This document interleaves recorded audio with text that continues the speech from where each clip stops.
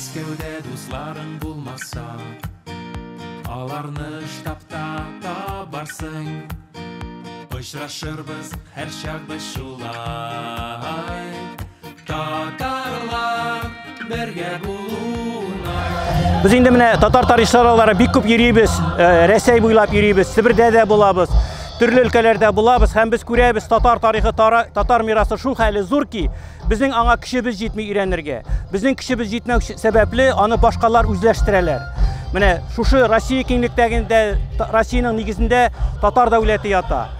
Шул сәбәпле менә минем яшьләргә әйтәсем килә, менә тарихка күңелләрен бирсеннәр иде. Киң масштабта фикер йөртсеннәр иде. Менә казу эшләрендә катнашсыннар иде. Һәм тарихны өйрәнсеннәр иде. Аннары менә безнең хәзер музейларыбыз бик аз. Менә мәсәлән мин үзем бик зур музей төзедем, бик бай музей төзедем. Ул дәүләт музейларыннан, район музейларыннан да зуррак. Менә минем әйтәсем килгән фикер яшьләргә безнең мирасын саклап калуда без татар галимнәре менә аларга шундый тәкъдим белән чыгабыз. Алар кызыксынсыннар иде, өйрәнсеннәр иде, барласыннар, тупласыннар иде. Менә без алардан бик үтенеп сорыйбыз. Ул акча заманы килә дә китә ул. Татар мирасы ул мәңгелек. Ул бер дәвамлы булырга тиеш. Ул берсеннән икенчесенә күчәргә тиеш. Минем музеем Балык Бистәсе районы Яңасала авылында. Ул 180 квадрат метр. Ул минем торган йортымнан да бик зур. Ул 2 катлы, үзе дә тарихи революция хәтерләгән бинада, бабамның атасының бинасында. Аның иң көчле ягы ул музейлар бик күп. Һәр музейда инде үтүк була, сукыр лампа була, керосинка була. Моның иң бай өлеше анда археологик мирас. 1000 еллык мирас анда. Андагы миндә булган әйберләр, шушы төбәктән генә табылган әйберләр һәм алар дәүләт музейларында да булмаган әйберләр. Аннары шәхси музейның аның әйбер яхшы ягы шунда, аның хуҗасы бар. Без аны һәр вакытны туплап торабыз, барлап торабыз, үзгәртеп торабыз. Халык килә тора. Менә һәм без акчага эшләмибез. Біз булсын дип, киләчәккә калсын дип туплап илергә тырышабыз. Җирнең кагылган саен кубыла, кыйла ярчыгы. Катламлары арасыннан тарих чыга, татар чыга. Кемдә кайгы, кемдә хәсрәт, кемдә җанҗал, кемдә ыңгырашулар, кемдә сәбәпсез җәрәхәтләр, кемдә зәһәрле кызыл күзләр. Болгар чорының илаһи сәнгате, канатлы Хисаи Юсуф яткәрен безгә мирас иткән Кылгали хәзрәтләре. Безнең тарих сезнең кулда дип бәян итә.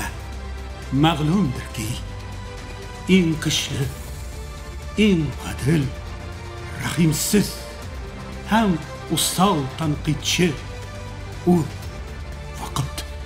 Юктыр газаплы кыян юл, китапның юлы кадәр. Үлмиләр алар, яшиләр, Юсуфлар, Зөләйхалар.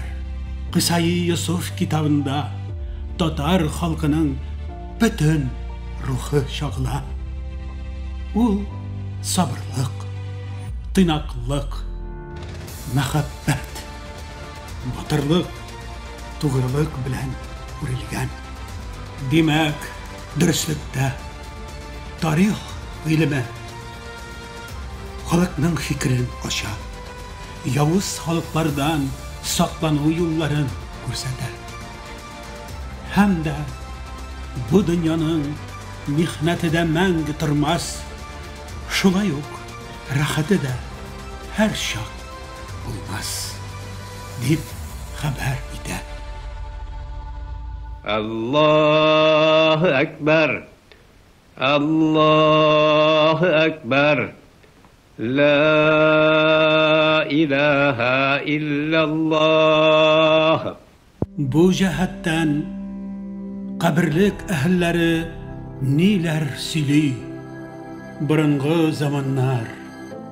Onlar da mənə şulay bizdən kibik suluş alıp yürülər idi yer yüzündə. Onlar da bu turmuşqa həm dünyaga bəyli idilər. Qayıbrəvlərinin isimləri күпләрне уйландырырлык кадәр мөһим иде. Берәүләре бай иде, берәүләре гайрәтле иде.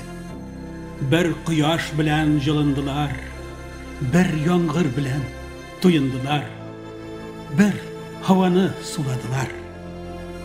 Манаралар, бакчалар, платиналар, күркәм биналар төзеделәр. Һәр нәрсә һич бетмәячәк кебек иде. Бер көн көтмәгәндә кинәт тaqdir килде башларына. Әҗәл якасыннан тотты аларның. Кемнедер эш өстендә, кемнедер йоклаганда, кемнедер күңел ачканда, кемнедер каты тетрәнгәндә. Бик күпләре артларында бер эз дә калдырмыйча үтте дөньядан. Бер өлешеннән ташлар калды. Кемнекедер җир өстендә, кемнекедер җир астында. Әле дә аларны хәтерләп җырлыйдыр бу ташлар. Күрдем, укыдым да, йөрәгемә кадалды бер ук. Күзләрем дөньяга килеп кичмешләрне күреп, колакларым ишетте хакыйкатьнең авазын.